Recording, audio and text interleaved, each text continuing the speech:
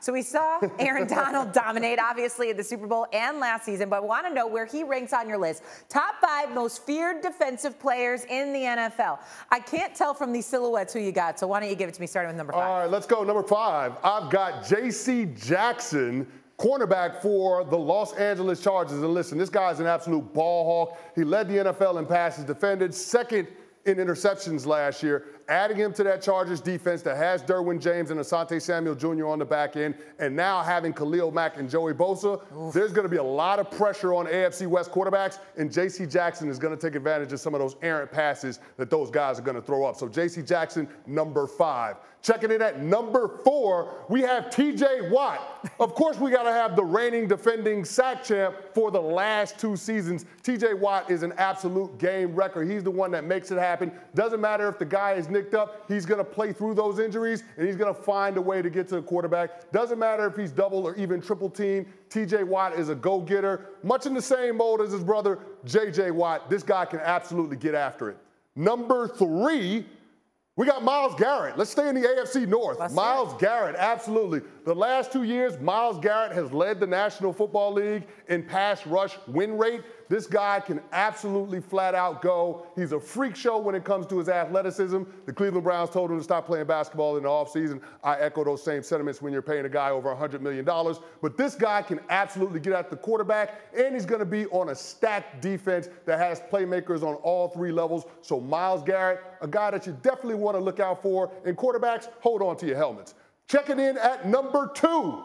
Super Bowl champion Aaron Donald. What are we doing? Number 2. This is not number 1. Why is he at number 2? He's not number 1. He's number 2. We're projecting what's going to happen in 2022, okay? But listen, this guy is a lock to make first-team All-Pro in 2022. Why, Shay?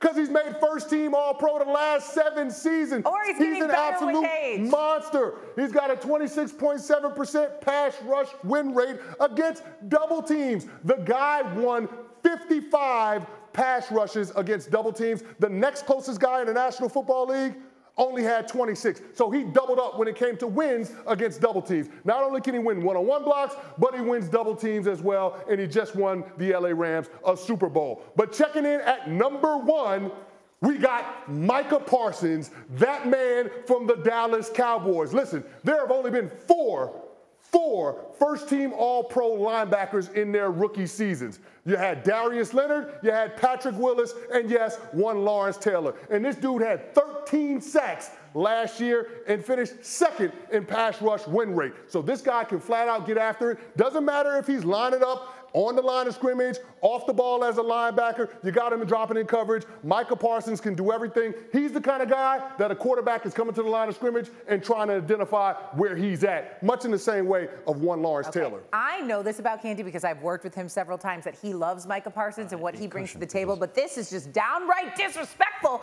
considering Aaron Donald is number 2 on this list and has a Super Bowl ring. Fowler, I hear you talking in the background and shaking your head. Please make sense of this. It's blasphemous. That's the buzzword of the day. I mean, Aaron Donald is the only guy I know who gets triple teamed fairly consistently, and he still wins. And you saw what he did at the end in the Super Bowl. They called his name, go win the game for us. He does it.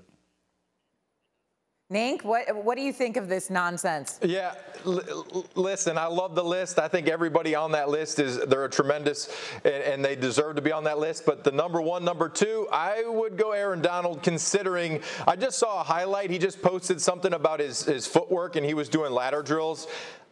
His feet were quicker than a receiver or running back. It's insane. And he's right. You can get faster. You can get stronger after 30. So I do believe that he might be very, very scary for opposing quarterbacks and continue to be the most feared man in the NFL for years to come if he wants to. So I know after the Super Bowl, he kind of floated out there, well, we'll see if I'm back. He's going to be back. His feet are lightning quick. So I think that he is the most number 1 on my list. He would be the scariest guy, but I respect the list. I respect Canty's list, okay? But I would just switch number 1 and number 2. So, wouldn't we all, Canty, defend yourself? Listen, it's no disrespect to Aaron Donald. I mean, there's nobody that has the kind of career trajectory that Aaron Donald has in the history of the NFL, save Lawrence Taylor and Reggie White. So I'm not being disrespectful to Aaron Donald.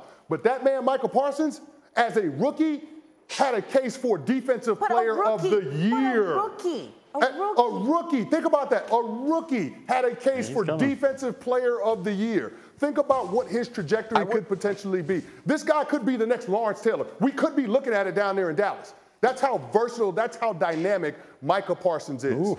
Go ahead, Fowler. What were you going to say? Or Nink, go ahead. No, that's great. I was just going to add, we're talking about best players. Aaron Donald is going to be the highest defensive paid player here fairly soon. The Rams and Donald are working on a new deal. This should get done. I'm told the ball is currently in the Rams' court to make it happen. Donald is sort of waiting, but two factors. You got Nick Bosa in San Francisco. We'll probably get a new deal soon. So Donald's going to have to be the highest paid defensive player by a reasonable cushion, maybe even 10 to 15%. And then the Rams also have Cooper Kupp. They need to adjust his contract too. So a lot of work to do right now in L.A. Yeah, you mentioned Micah Parsons. I mean, and they're getting him on a deal, essentially. You No doubt. You got to pay all these other guys big bucks. Nink, last word here. What do you got? I was going to say, if you're Micah Parsons' agent, you're telling the Dallas Cowboys he is not an inside linebacker. He is a pass rusher. Move him the outside. But you see what these guys are getting as far as pass rushers. So for him to be inside off the ball, get him on the line of scrimmage. Get him after the quarterback because he's going to get paid. Thank you for watching ESPN on YouTube. For live streaming sports and premium content, subscribe to ESPN+.